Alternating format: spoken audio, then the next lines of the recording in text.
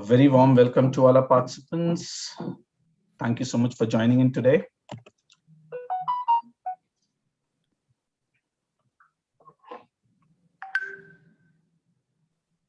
Well, we are all set to begin with our today's webinar. It's a lovely Monday afternoon and a very warm welcome to all participants present here today. Learning and OD function has changed considerably over the last 10 years, and its movement on strategic function with a mandate to establish culture and people aspects, nurture the skills and capabilities of the workforce. As learning and OD became more strategic, the overlap in roles and skill set with OD and L&D grew. Technology companies have been the backbone of every business, and they are what they are because of the people. Learning and OD function has a very strategic role in the tech companies, and traditional approaches may not work while setting up the L&D OD functions in the tech companies. In this masterclass, we focus on fundamentals of how to set up learning and OD functions in tech companies. This session has been curated based on the personal experience of working with thousands of working professionals from the tech companies, which include business leaders, middle managers, individual contributors. Let's hear it from our expert today, how one can build a learning and OD function in tech-oriented organizations. HR Association of India welcomes you all to the 2022 Dialogue Masterclass series on the topic, Setting Up L and OD Functions in Tech Companies. To know more about HRAI and its events, I would request all our participants to visit the link and details posted in the chat window. It would be great to have all our participants' feedback. We'll be running a poll before the Q&A session. Request all participants to kindly give your feedback on the session. I now take the privilege to introduce our esteemed speaker for today, Mr. Abhishek Joshi, practice head and Gallup strength coach as Strength Masters. Mr. Abhishek is a learning and organizational development expert with over 16 years of corporate experience in training, development, talent management, and performance coaching for MNCs, SMEs, startups, and not-profit organizations. Abhishek has over 15,000 hours of experience in personal development coaching and management consultancy. After spending 12 years in the corporate organization in full-time roles, which includes leading organization development departments in large-scale organization, setting up Leadership Development Academy, setting up School of Sales and Service Excellence, he completed the Gallup Certified Strength Coaching certification in 2016, a certification that is awarded by Gallup USA, ensuring the high standards of effectiveness. He has studied strategic human resource management and completed 1-year executive program in human resource management from IIM Calcutta, a premier business school of India. He has been active at the forefront of the strength movement. He has successfully led 100+ strength-based leadership workshops, sales interventions, and individual coaching sessions for senior leaders and managers in various organizations. You can follow him on LinkedIn. The link for the same has been shared in the chat window. I now hand over the platform to Mr. Abhishek. Over to you, Abhishek. Thank you, Peterson. Thanks a lot.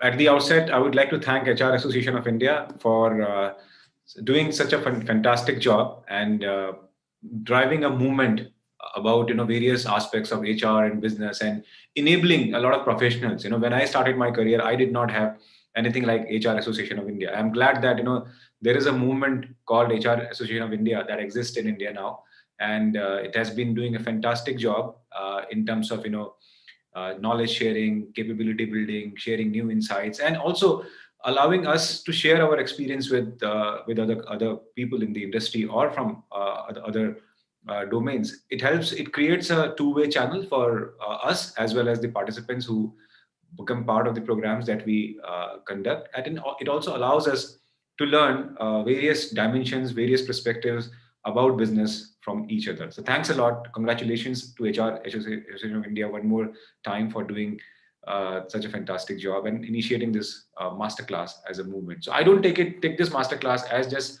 another session. It is I take it as a responsibility of a learning and HR professional to come and share my thoughts, my experience with people who may one day like to make their career in this domain, or people who have been already doing well in this career in this specific domain. So for me, this is a very special occasion. I always look forward to come and be part of HR Association of India's events, because they are very nicely curated, very well organized, and they really have good value in terms of its content and the actionable that one can take away at the end of each session.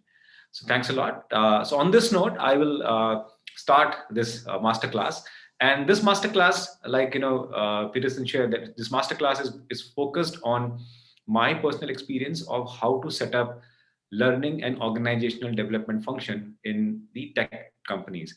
If you look at tech companies, play a major role in today. If you look at any sector which has grown in COVID era, is the technology. The fact is that we are all comfortable doing Zoom calls and training. It's just a simple reflection of how tech is become a common day-to-day thing for each one of us. I remember in 2008, for the first time when I started learning management system, people questioned me. They said, no one is going to learn by sitting in front of the computer. People need physical classroom. They need people to be there. So it is not going to work. So don't waste your time in that. Then we launched learning and management system. Then after that, a few years, the penetration of learning was not that great, because the tech adoption was not that great. But nowadays, if you look at tech is everywhere. In last 6 years, rather 8 years, I worked in BFSI industry. I worked with Max New York Life for a larger part of my career, and then in 2013, I moved to an IT company, a technology company, not an IT company, a technology company. There, I got a chance to first understand what it takes to set up a learning and development function, learning and OD function in a technology company.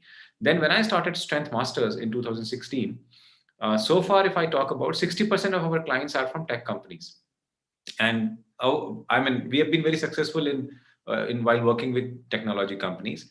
And therefore, based on our experience, we have arrived at certain reasons why we are doing well with tech companies, and why, therefore, if you look at now, every company is trying to be a tech company. Majority of business functions are moving toward tech companies, and people have become really, people were always key elements of any business. But now, if you look at the tech companies, tech functions dominate the business dimensions in each and every organization. So in this masterclass, I will share my experience. I'll share certain tools with you. I'll share certain methodologies. I'll also touch about fundamentals of learning and OD. And I'll give you some insights, thoughts from my experience about what can you do to set up a learning and OD function in an organization.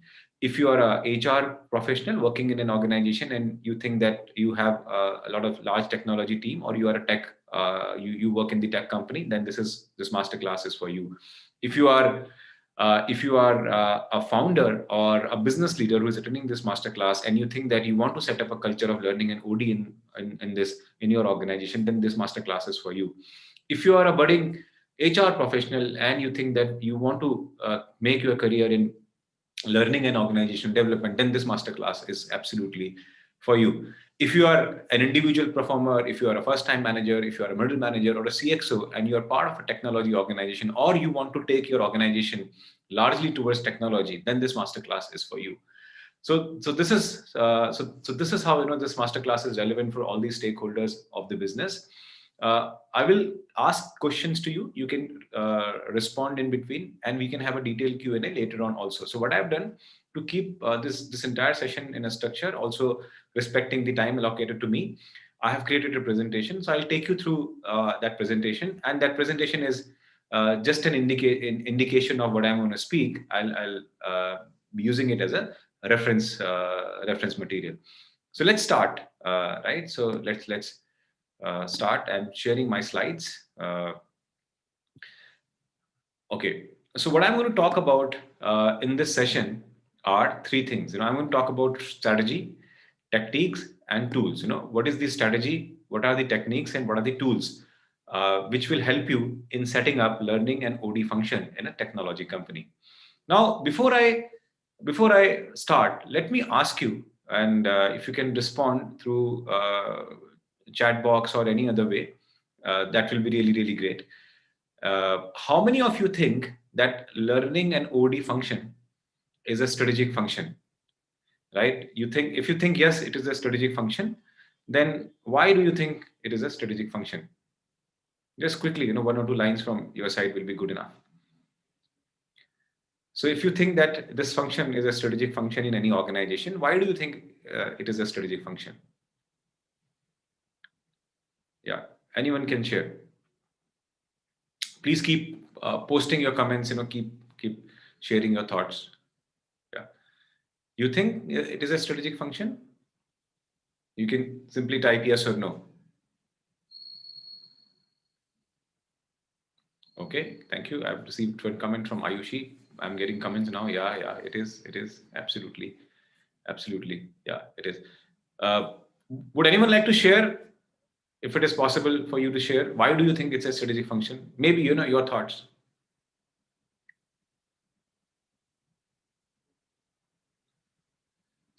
Anyone? I know it takes time to type comments, and because I know you're right. Yeah, absolutely. Thank you for sharing your thoughts. I'm getting a lot of comments now. Absolutely. Most company, so the responses that I've got, I will read. Yes, because development of employees. Absolutely. Why? Because we are building capabilities of employees. Most tech companies have L&D, report to business. Okay, this is another reason. Organizational structure. Perfect. Yes, to determine employees' development and organizational development. Perfect. I completely agree with you. Great. That you think in this way. There is a good news and there is a bad news also. The good news is that, it is a strategic function. But the bad news is that it is nowhere written, right? That it is a strategic function. Many times, it is the conviction of the leader who is driving this function. And the approach of the leader who is driving this function determines whether this function establishes itself as a strategic function or it remains a transactional function in the organization. Yeah, so it is definitely by 100% it is a strategic function, but it is not written anywhere. I've worked with many organizations and I've seen that in a lot of organizations, learning and organizational development has always been seen as a transactional function. People use learning and development on, people look at OD and L&D as practice when the performance cycle comes, or when they have to develop someone ad hoc kind of approach. So there, when I do the assessment, in my assessment, it is not the business teams which have failed to recognize this function as a strategic function. It is the leader who is leading the organizational development function in the organization. Maybe there is something wrong in the approach or strategy, or in some aspect where the leader has not been able to establish this function as a strategic function, and therefore this function remains a transactional function. So it has happened. So I have both the evidences of organizations where it is a transactional function and the organizations where it is a very strong business impact function. So that's absolutely right. So it is a strategic function, but it is not written anywhere. Yeah, so you're right. Thank you for sharing your responses. Moving forward, so there are two aspects, learning and OD. Okay, so I'll give you my understanding about what learning is and what OD is. Yeah, so many times these functions are looked at together. These, they are part of one domain, of course, but they have different roles to play. So let's understand what OD is first. So organizational development, if you look at it, this function has a strategic focus on systems and practices, which includes talent management, structure, change, culture. So all these elements where you set up processes, and you have very strategic focus on creating systems and structure, that comes under OD, right? So few aspects of OD are, if you look at what all are elements of OD: strategic change, leadership, culture, change management, talent management, employee engagement, performance management, team development, succession planning, surveys, diagnostics, assessment, 360-degree feedback, restructuring, mergers, knowledge management. These are elements of organizational development as a core domain within strategic HR. The second is learning and development, right? So learning and development function also has a strategic approach, but it's focus on employee skills, knowledge, and competence. If you look at both these functions, OD and LND. So OD is focused on long-term approach, but OD is getting fulfilled its agenda with the help of learning and development. So both are complementing aspects of the business, but both have different specific areas. So if you look at learning, includes skills training, hard skills training, technical soft skills training, induction, coaching, mentoring, leadership management training, team building, sales training, customer service training, safety, computer systems, right, e-learning, learning and management systems, and all that. So if you look at, these are also the tools. So when you have to establish OD activities in the organization, these are the tools and for areas you focus on.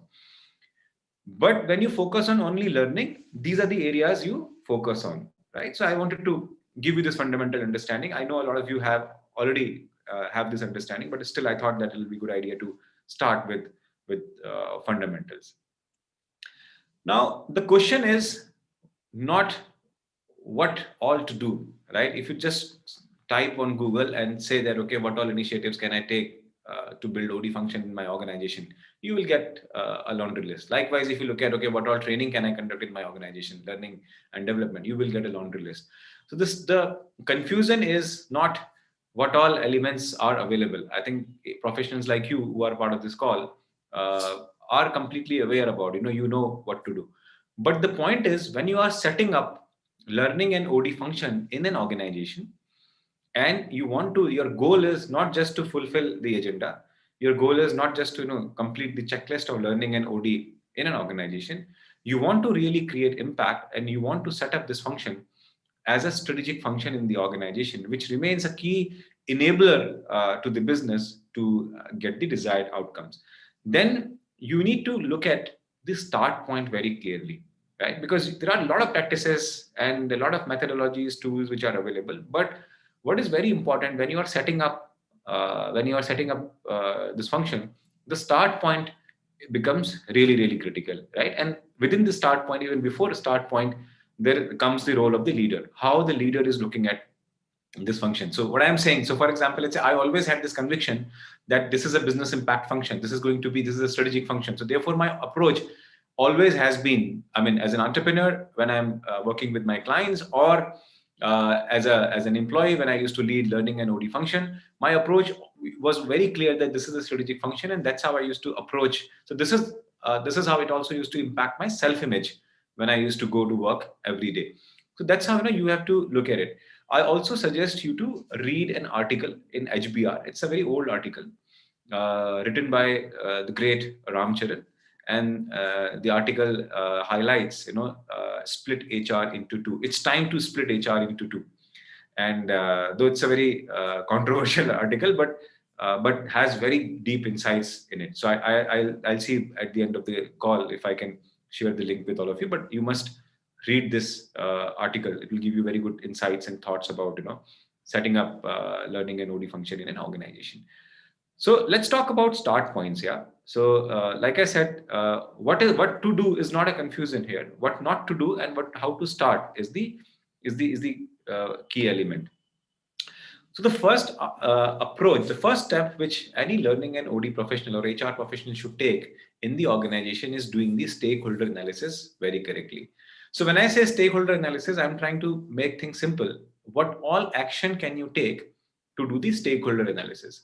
The first thing which you should do is understand the money-making model of the organization, right? What is the money-making model of the business? So for example, let's say if there are multiple business domains, functions, SBOs exist in your organization, then as a strategic HR leader or learning and OD leader, you must know what is the money-making model of the business, and try and have that understanding as clear as you can in your mind. If it is as clear as the head of the business, your job will be easy. Then understand organizational structure very clearly. What is the organizational structure in the organization? So how many individual contributors, how many people managers, how many first time managers, so how do you define CXOs, how many people, what is the span of control at each level? So understand and study organization structure in detail. Then what are the future plans of the organization, right? And don't just rely on the strategy presentations to do this. Have an interaction. So my suggestion is that, I mean, organization can give you a strategy presentation and that will give you an idea about money making model. But if you can go and have a discussion with business leaders about, the money making model, about, future plans of the organization, then it will be really, really easy for you. And, you will be able to establish connect with the business leaders, and these are the start points. Last but not least, ask this question when you do interact with your business leaders within the organization. What will happen if we develop people capabilities?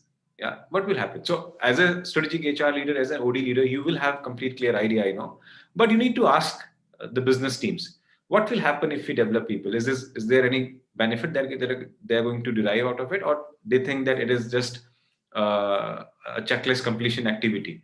So when you do this exercise, you get a complete idea about why you will do what you will do in your organization, right? So this will help you in establishing why for your work. Then second aspect is understand which stage your organization is in terms of learning and organizational development. So there are 4 stages in which your learning and OD function can be. First, it can be on ad hoc basis. So for example, let's say whenever need arises or whenever CEO does a review with the head of HR, that time they say that, okay, and then they do activity. So it is in an ad hoc structure. So whenever it is just need based. Then second, it could be in the informal stage. Informal stage means that, okay, there are a couple of interventions which are happening consistently for, last couple of years. They are in informal stage. Then it is in the formal stage. So there is a cycle of the year in which a few initiatives happen, every year, and they have been happening for years in the organization. And it is also formally documented in the organization that, yeah, this happens. Now, the 4th stage is the SOP stage, where it is compulsory. It is part of the balance scorecard. It is part of, you have balance scorecard, and it is part of the balance scorecard. It is as important as any business activity. You don't nominate your team members to attend training programs or OD intervention activities on Saturdays and Sundays. You don't look at it as after office activities, right? And it is really, really part of the business. So then you need to understand, ask yourself that which stage your learning and OD function is in. Is it ad hoc, informal, formal, or SOP? So once you have this clarity, you will know what to do, right? So if you are in ad hoc stage, then different strategies required. If your organization learning and OD is in informal stage, different strategies required. Formal, different approaches required. If it is SOP stage, then it is a different strategy that is required for you to look at learning and OD function in detail. Now, there are 2 ways of doing this stakeholder analysis and the activities that I talked about, so identifying stages of learning and OD and stakeholder analysis. There are 2 approaches. One, you can have a very formal process. You can run surveys, ask people about, you create a list of activities, and do you think that what are things which you would like me to do, and do surveys in order to identify that. The other approach is informal approach. So formal approach, when you look at, okay, vision, mission, values, if your organization has vision, mission, values articulated very clearly, you study the business performance data of the organization. You look at attrition rate and look at in the reasons at various stage, and you also do customer analysis. When I say customer analysis, I mean external customer analysis. Then type of skill set and behavior elements which are required. So when you do a formal study of your organization initially, you need to include these 5 components. Why vision, mission, values? Because then whatever you will do in terms of OD and L&D, it will be aligned with the vision, mission, and values. And when you do a formal assessment of your organization learning and OD stage, if you find that your organization doesn't have vision, mission, values, or if it has vision, mission, values, but no one knows it, no one relates to it, it is not linked to business strategy. It was created 10 years ago by someone who was also involved in drafting the basic documents for the organization. At that time, it was created. Then the first step for you will be to look at vision, mission, and values once again and redraft them, keeping in mind the current scenario and the future plans of the organization. Then business performance data, study business performance data thoroughly, right? If you want to establish this function as a strategic function, then you need to have very clear understanding about the pulse of business. If you don't do that, then you are just one support function, right? Then one attrition rate, which a lot of use this data. I mean, this data is very easily available. Then the fourth aspect is customer analysis, which is external. So why it is important? Because many times people ask this question to me that I am a learning and development function person. Why do I need to have an insight about I am a learning and OD function person? Why do I need to have an insight about external customer? In fact, if you look at a lot of business leaders who are leading strategic HR, OD, and L&D function in their organization, one of the practices which I really liked is that a lot of them do customer visits quarterly, or they take interest in understanding what their customers are saying, or they look at trend data patterns about the customer behaviors and how business is happening. So they get a very clear understanding about who the customers are and why they are our customers, and what are we doing so that these customers come again and again.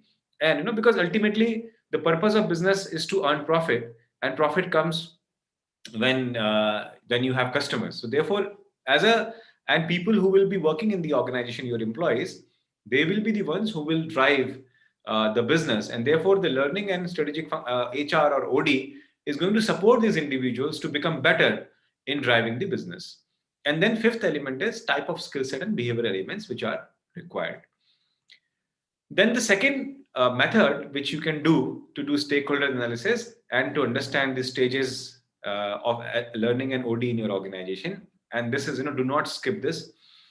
Have dialogue and meeting with business leaders, managers, individual contributors, entire team, if you can do that. Or at least, I request you that have one-to-one discussion with all the business leaders. Share your thoughts about learning and development, OD. This will be one of the ways in which you will be educating them about learning and OD. So for example, let's say if I have been an IT professional, for example, I've been in the technology domain for, let's say, 20 years. I have not learned, I did my MBA also, but I was more involved in business, but I have never been trained or educated by anyone formally. What is a strategic HR? What is learning and development? What is OD? How it impacts business? I will have no clue about it. How will I look at OD and learning and development professionals? That, okay, I will look at them as my support team members, and I will have a list of things to tell them. I'll tell them those things and they will fulfill those things. So don't get into that trap. My request to you is have dialogue with business leaders and tell them about what L&D is, what their expectations of. So once you will tell them about what L&D and OD is, then they will also be able to give you clear idea about their expectations from the function, and then it will become a strategic function in the organization, because they will start seeing value in that way. Then do focus group discussion. Participate in the business meeting. So many times you get very good insights about what is happening in the business when you are just part of business meeting. So many times I've seen learning and OD leaders who are doing really well in their organization. They are part of every business meeting, right? A majority of the business meetings, which are like review meetings and all of multiple functions. Why? Because it connects them with the real-time challenges of the participants, of the stakeholders. It connects them what the future plans are, and they are able to then articulate a very good strategy, which is very aligned strategy with the business, and it helps them establishing learning and OD function in detail, right? So this is the beginning. This is the start points. Before I talk about, then after once you have done the diagnosis, then so I'm gradually taking you towards the execution of the practice. So after you've done the diagnosis, then there are two approaches that you can create. One approach is program approach, and second is the impact approach. Before I talk about program approach and impact approach, I would like to take a pause and ask all of you, if you have any questions so far, if you want to ask any question, seek more clarity, please, feel free. So I'm taking a pause of 2-3 minutes, and yeah, so please feel free to type your comments, to ask questions. I'll be happy to, so far whatever we have discussed on that. So I'm taking a pause and waiting for you to share your answers with me. You should share your questions with me. Sorry, answers. I will give you answers. So, Mr. Abhishek, do you want us to take the questions right now, or once you're through with your? So if I mean, I'm happy with both the aspects. So if they can share questions based on what I have covered so far, and then I'll be happy to answer a few questions, and then later on also, because I'm also looking at the time. We are doing very well in terms of time. Correct. Absolutely, we have time. Right. So I'll be able to close this discussion by, let's say, 3:50, and then we can have good 10 minutes question and answers. Is that Perfect. fine? Yeah, that's absolutely fine. In fact, we have a question from Priyanka Korde, which says, what should be HR's role during customer visits? Thank you, Priyanka, for asking this question. Yeah, so the role of HR during a role during customer visit is to observe, just observe, understand. Yeah, so there are multiple type of businesses. For example, let's say in e-commerce business, you cannot really go and meet customer because customers are doing transaction online. So you can understand the behavior about the customers based on the business data which is available.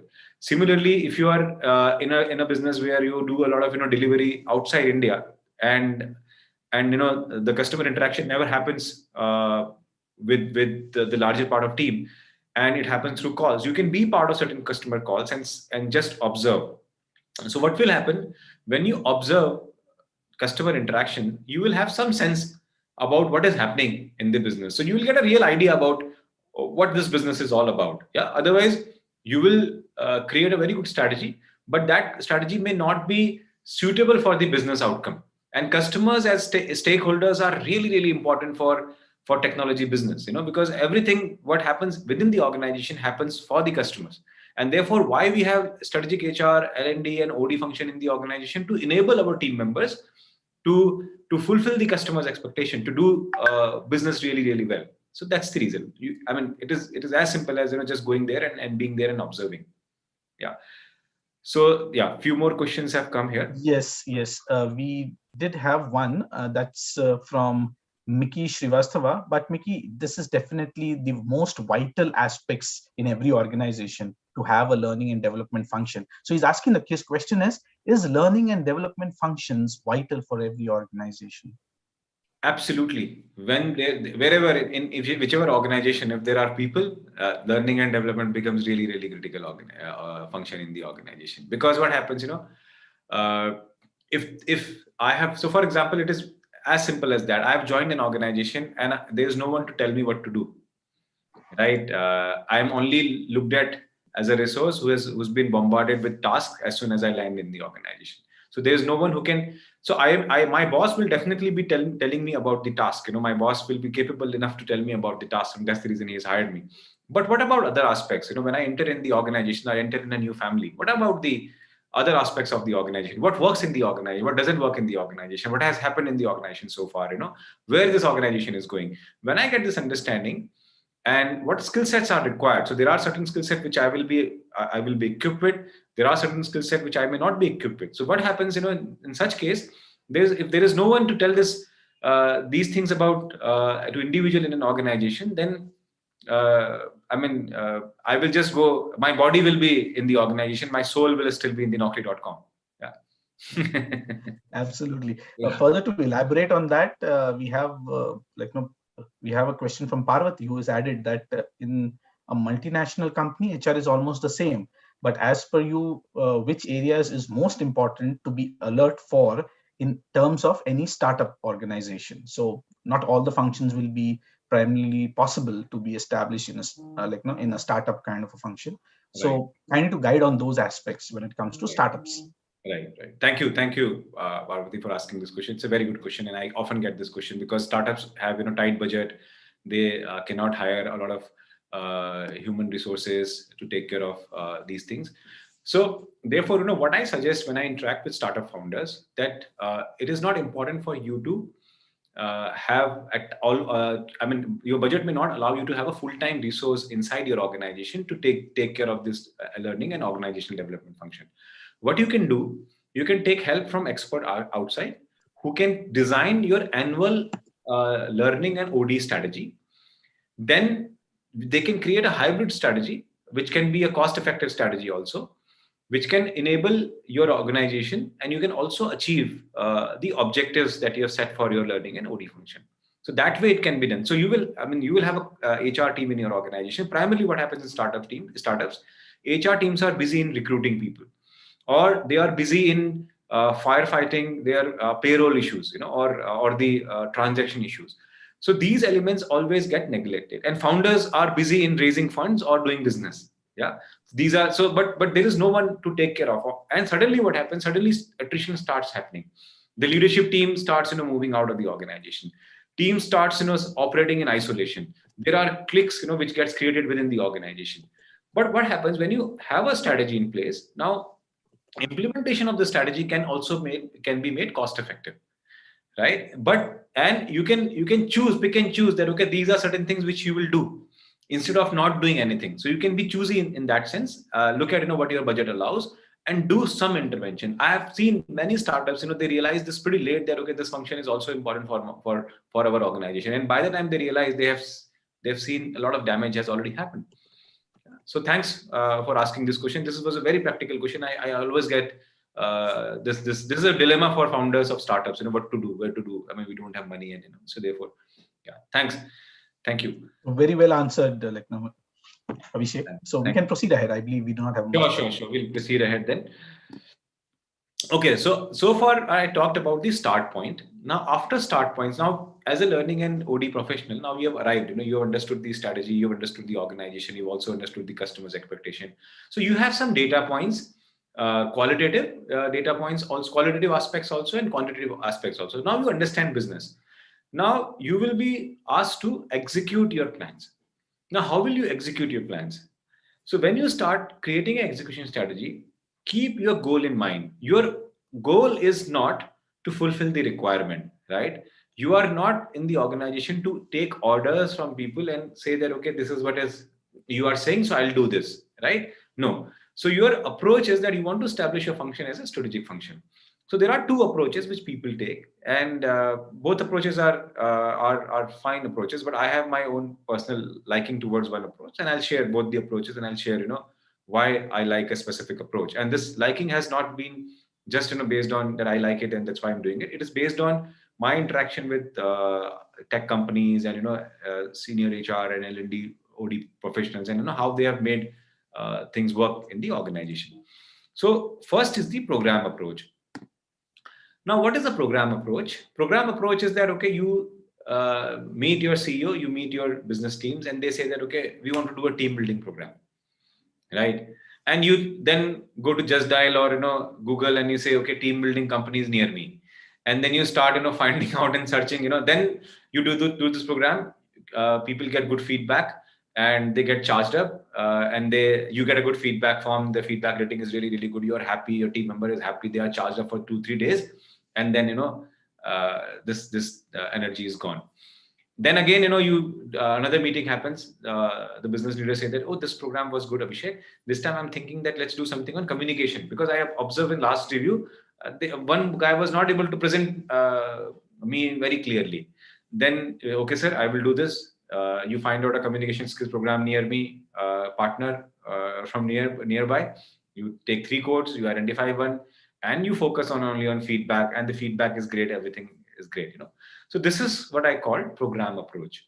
You pick up, the programs, and you start, implementing them, right? So this is again approach which most commonly people use, but I don't recommend this approach because this is a very ad hoc approach. You are in this approach, you are fulfilling the requirements. You are not impacting. You're just fulfilling the requirement. Okay, today communication skills. Tomorrow, someone in metro may realize that, okay, I need to learn time management because I got late for the office. So then tomorrow you will find out from Google, okay, time management expert, and you'll find someone and you'll realize that great feedback, but nothing has happened. Yeah. So therefore, this is one approach which mostly people use, and I recommend you that do not get in this trap, because this is a very lucrative approach. What happens? You pick up the program, you find out a good trainer, that trainer does a good job for you, you get a good feedback, and you have fulfilled the requirement. So look at the limitation of this. The advantages of this approach is that you have fulfilled the requirement, you have got the good feedback, you've established yourself as someone who can execute what I tell you, right? So so this is the, I've shared pros and cons of this approach. The another approach is called impact approach. When I say impact approach, then you may not be bothered about the ad hoc successes or failures of what you are doing in the organization. So if you don't look at programs as such. You don't look at Google and say that, okay, I need this program. You look at, okay, impact approach. So when you look at impact approach, it means you start with quick wins. Okay, so when I say quick wins, you have complete understanding of the business, you have also met people. Your initial focus is on building conviction of people about learning and organizational development practice, because many people do not have this conviction that these practices can have an impact in the organization. And I'm not talking about HR professionals here, I'm talking about a lot of business professionals who may not have conviction that, because they may have seen a program approach in their previous organization, and therefore they see that, okay, we also do team building program once in a year. It's a regular thing. So we also have communication skill program, but my communication is still the same, it has never improved. But it's a good to have, call them people, I want to send them. If it can be done on Sunday, really, really great. I'll save my productive time. So this is so. But when you have an impact approach, your first target is not to transform. Okay, you don't look at transformation, change management. You don't start with this mindset. You don't start with this mindset that I'll change everything in next 3 days. You don't do that. You start with quick wins, and your focus is on building conviction in leaders about the impact of learning and organizational development as practice. So you start with quick wins, and you say that, okay, these are certain things which are low hanging fruits, and let me just create an impact on that. So what do you do that? Then you create a learning academy approach. Okay, so learning academy approach means you divide your organization into various roles, right? So for example, let's say individual contributors, first time managers, middle managers, leadership level, and you can also have a customer service team member, sales team member, and you design learning academies. Now, it may sound very technical, complicated to design an academy, but I'm telling you, I'm giving you a simple technique. What you can do, you can create a 3 to 6 months journey. So for example, if someone says that I want communication skill, I want time management, you don't look at those programs as such only. You look at, okay, you think from a learner's point of view. Now because you have complete understanding of the business, customers, stakeholder expectation, you look at a learner and see that, okay, if I put this learner through a 3-month or 6-month learning journey, what all this individual can learn and how this learning journey will have impact in the role of this individual. And you focus on the certification. When I say certification, I don't mean certification of participation. I mean certification in the sense that knowledge and skill and attitude check. You have some mechanism where you also check about what is the impact which is getting created here. And you make participants equally responsible, right? You create a certification program in a manner where if certain things you will do, or the trainers or the learning partners, or you have identified certain things they will do, certain things will be done by your participants, team members. And if they don't do that, you don't certify them. And this certification completion becomes a key agenda. It also becomes part of the balanced scorecard of the people in the organization. And then you do a learning academy approach in the organization. So you design a learning academy for individual contributors. So you identify, so let's say, based on your understanding, discussions, focus group discussion with business heads, you look at, okay, I want to do one program in a month for individual contributors. And I want to do a standardized approach, top 3 to 4 areas for all the individual contributor role. I mean, you look at job family, individual contributor as a job family, and you see that, okay, these are 5 areas which I want to impact on. And I will do it once in a month intervention for next 5 months, completed by a certification. Completion of certification will also have an impact on their overall performance rating in the organization. Similarly, you do this for first-time managers, middle managers, and leadership level management. So if you look at what has happened here, you have created learning and learning movement in the organization, where it is not only you who is driving this function is responsible for learning and development. It has become a strategic part of the organization. And people are looking at it as a long-term engagement. People are looking at it as something which is meaningful to them, because they will also have to do certain things to get certified. They will also criticize, so be ready for that, right? They will also ask you questions. So that's how they will look at your approach in the organization as a strategic leader, and this will give wonderful results to you. How to check whether you are going in the right direction or not? So if you are doing it for the first time in the organization, and if there is a lot of noise, people are talking about it, yeah, some people may resist, some people may like it, some people may not like it. If there is some conversation happening around it, you have been able to create a buzz in the organization, then it means you are doing a good job. If it is an established organization, and if you are doing an established organization, then it means, and then if people are finding it value, that it is not that they were invited to attend a program, they came and they are giving feedback about, food was good, food was not good, and menu was good, menu was not good. Rather, they are looking at, okay, some meaning that, okay, this was very valuable, and this is how, next month we will have this assignment has been given to us. So once you do a learning academy approach, it gives you very good outcomes. And I've tried it, tested it in many organizations, my friend. This really, really works well. And this suddenly is immediately, makes learning and organizational development as a strategic agenda of the organization. So do the academy approach. Now, OD, so this was about learning. OD practices.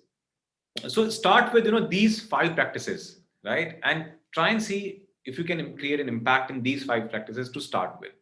Vision, mission, values. If your organization's vision, mission, values are not there, I mean, that's the first thing that you should look at. You should talk to your business leader, CEO, that, okay, let's have vision, mission, values clearly articulated, drafted. Not just, articulated, drafted. Make sure that people also understand vision, mission, values, and it is connected with the strategy plan. Then second element is not very technical, but very, very important. Business strategy understanding. Many a times what has happened, various surveys have given this result that people in the organization do not have clear understanding of the business. And the simple reason is because no one told them about what is the business strategy. So the second aspect which you can look at, that how can you develop a very clear understanding within the organization about the strategy of the business. Organizations which do this, they have better engagement of their team members. They get very good valuable inputs from their team members, and they look at their role in the organization as a business contributor, because someone has taken this pain to make them understand the business strategy. So for example, let's say if I'm an individual contributor, I may not understand till the time someone tells me about what is the business strategy and what is my role. How am I going to contribute in the business strategy? I might have a minuscule role in the business strategy contribution, but if I have been hired by the organization, I have some role in the organization. And if I have understanding of this strategy, I connect very well with the role. Then the third thing that you can do is career progression process. You can look at career progression as a process and look at establishing career progression process for your team members. I mean, it can have a positive impact on the engagement of team member. It can have a positive impact on the retention of the organization. It can give clarity to a lot of people that, okay, if I stay in the organization for, let's say, 1 year, then what is going to happen to me, right? Then succession planning at the middle management, right? So many times what happens, a business leader leaves the organization and suddenly, the business goes haywire.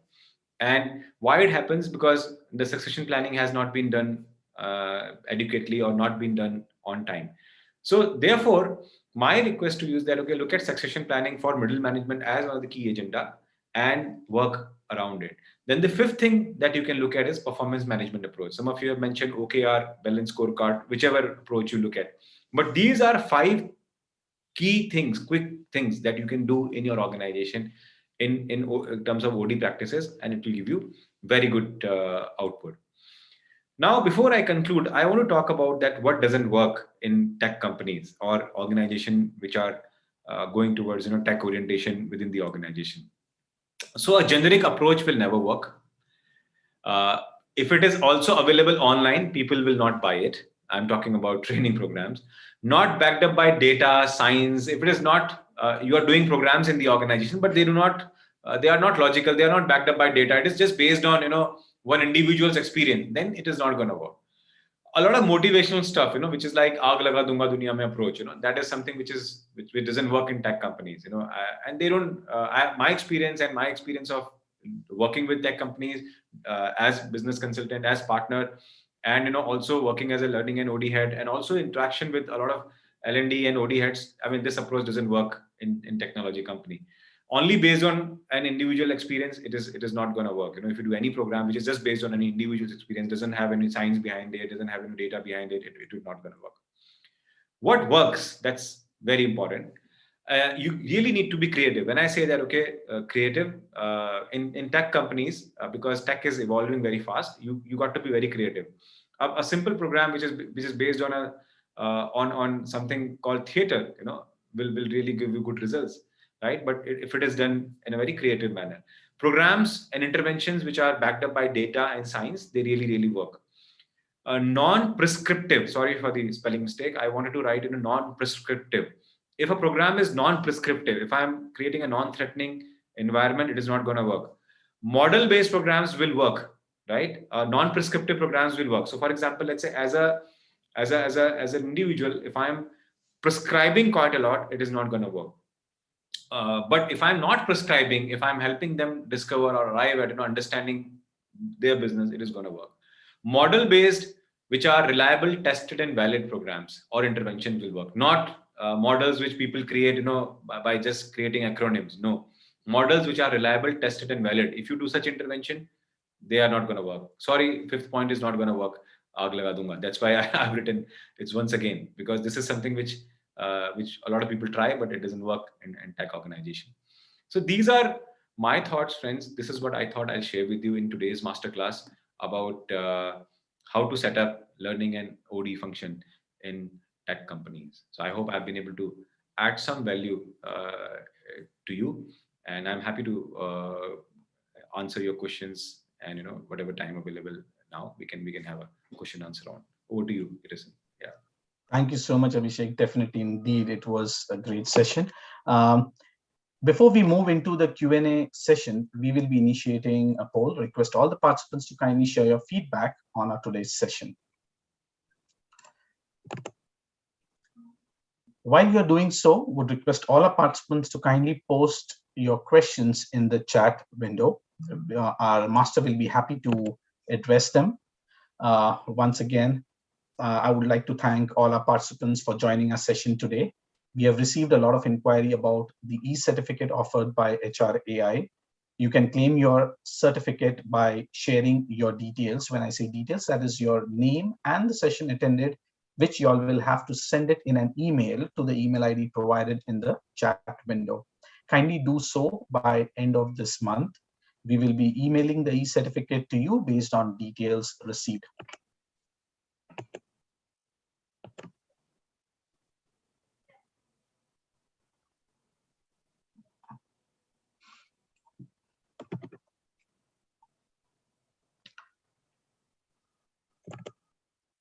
So should we begin with the questions that we have received? Yeah. Okay, so there was one question that we had received at the time of registration. What are the L&D trends from the Indian IT industries that have emerged over the past years and are expected to influence how we should work in the near future? Right. Thank you. This is a very good question. So three things, three trends which I've liked, I've learned, and by working with tech companies, is the intervention should be simple, visible, and consistent. This is what participants expect across all levels, and a non-prescriptive approach, which really works in tech companies, and also the long-term interventions, 5 months, 6 months interventions. They really work. And if in last 2 years, people have had enough of online learning, right? Now people really want to have a hybrid model. So what has really emerged as a trend is that online learning, online only learning is not gonna replace the physical learning, face-to-face learning with the person, but it can be a very good supplementing tool. So look at learning and management system. So do not depend your entire learning structure in the LMS alone. Look at LMS as an enabler, as a supplementary. So when you're designing an intervention, have one program which is a facilitated led program, then have the journey curated in the learning and management system, and then have a supplementary program in the LMS, so that they can go hand in hand. But LMS is not going to replace the physical learning aspect. That is very, very clearly a trend in learning and development domain in tech companies. Yeah.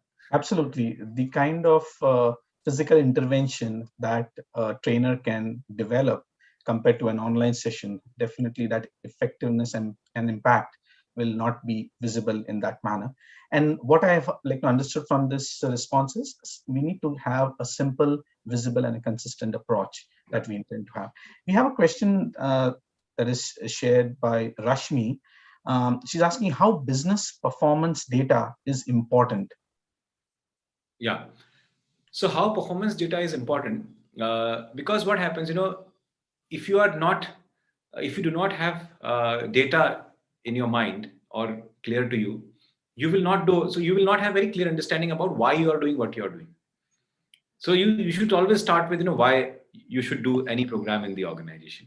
So once you have data and someone says you that I want communication skill program to be done today, then you may say, no, I think that first thing is this, because this has a more impact on the performance, and this is more critical for the customers aspect, or from the capability building point of view. So we can definitely take, so you can have this kind of dialogue, right? And then you can exchange thoughts and conclude whatever you can. But if you do not have data, you may never have this kind of dialogue. You will always say, okay, I'll do it, I'll find out training partner near me, and and then that's how it will be done. So you will always be looked at someone who is fulfilling the checklist. But once you have performance data clear, so everything. So you have both and individual performance data. You have idea about, okay, how this individual is doing in terms of performance, and what are the capability aspects which needs to be developed. So for example, as an individual, my performance data will tell you if I'm doing well, then I'm really, really doing well. But if you're looking at grooming me for a next role, then you need to look at the performance data of the next role. Okay, what all I will have to do and deliver in the next role, and therefore how will you bridge that gap between this role and the next role? That's how it is. Thank you for asking this question. I have received one direct message to me, and Okay. there is a question from Reema Purohit. And can I read this question, please? Yes, absolutely. Please go ahead. Okay. So I work for tech startups to begin with L&D and OD. Can I pick up L&D needs from various sources like 30, 60, 90 days, new employee connect, and also performance reviews from career progression form? Absolutely. Absolutely. You can look at that. But do not only rely with the data which people are punching. Also do maybe random check, focus group discussion, and just validate. Maybe, the insights that you have collected from these sources, you can do a focus group discussion and, then validate. You will get more conviction, that whatever they are writing and what they are saying is the same. Thank you. Yeah. Kind of an assessment that one needs to perform on. Absolutely. Yeah. So there is one more question. How is digitalization driving L&D function? Can L&D department become a separate independent function? Okay, great question. So this is, so if you look at, what happened, who started L&D and OD, establishing L&D and OD as a strategic function? It was Jack Welch who started, this. And what Jack Welch did, Jack Welch was the first CEO who created a CLO position, Chief Learning Officer position. And the Chief Learning Officer position did not report to the CHRO. The Chief Learning Officer reported directly to the CEO. Because Jack Welch believed that learning and organization development is a strategic function, and it cannot be driven by the CHRO, because often CHROs are busy and engaged in a lot of operational issues like hiring people, taking care of other aspects, and they have a lot of operational responsibilities. So therefore, in the process, this strategic responsibility gets diluted. So therefore, he created this as a separate function. A lot of organizations use it and implement this framework. Yeah, it's a good question. Yeah, it is a very separate function in the organization. Yeah, and it has to be like that. Ideally, if you look at the chief learning officer should directly report to the CEO. This is the idea.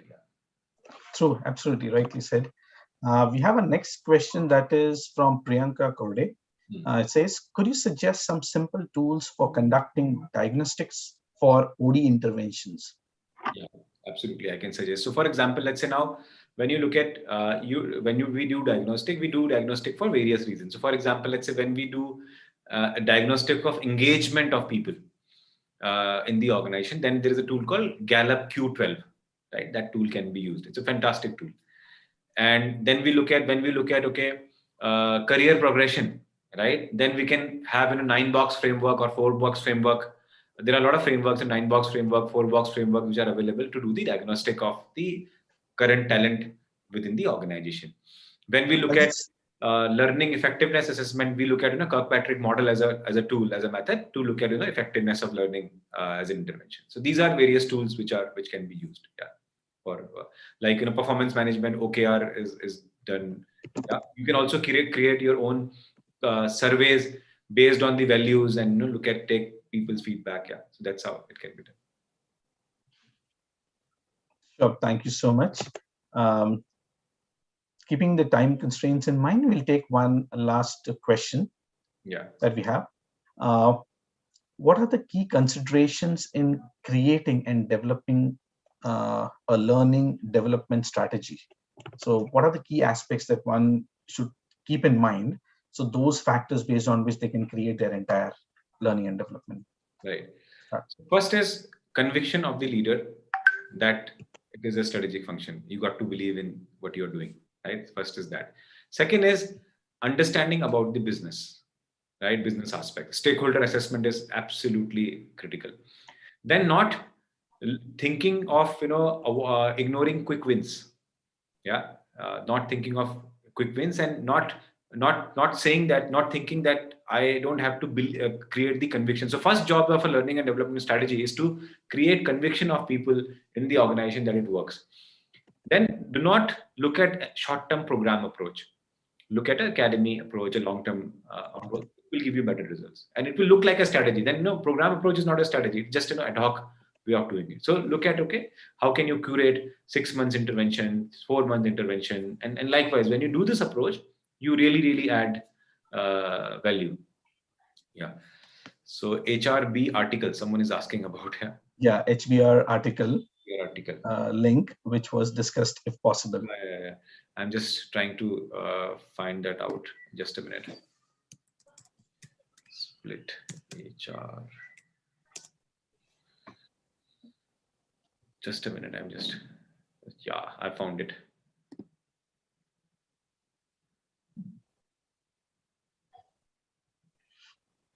Yeah, I've got it. I've copied it. I'm just pasting it now. Sure.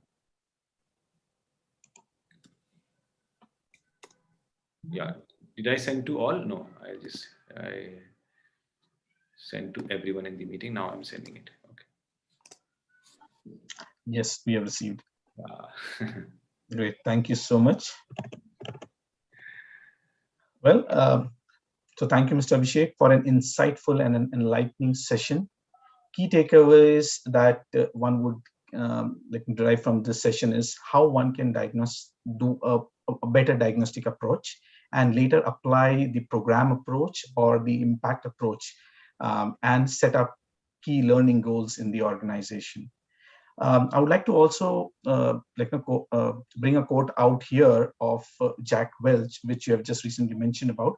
An organization's ability to learn and translate that learning into action rapidly is the ultimate competitive advantage of an organization. So it's been a pleasure being with you today. Great tools suggested by you. I'm sure our participants have had a lot to learn and take away from this session. Before we conclude with our today's session, we would also want to thank the association members, Geisha, NASCOM, COE, LinkedIn Local, Talgro, TLE, and WICCI for supporting these HRAI events. To know more about these associations, would request you to kindly visit the link provided in the chat window. Thank you once again, dear speaker, and our participants for joining us today. Our next masterclass, Miss Malika, is down in her health and will not be in the position to take our next session. We wish her a speedy recovery. So do join us for our next masterclass, which will be on the 27th of Jan, a session by Ms. Parul Mathur Saxena on the topic, retaining talent in the dynamic era. Request you to kindly register for this event at the link mentioned in the chat window. Also to join the Dialogue 2021 WhatsApp chat group through the invite link shared in the chat window. That's it from us today. See you soon. Stay safe, take care, and bye for now. Thank you, and bye-bye. Sure, bye-bye. And wish you all a happy Republic Day in advance.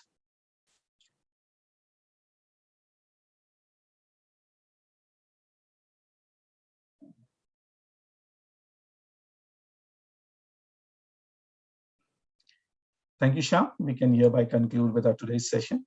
Sure, Peter. Thank you.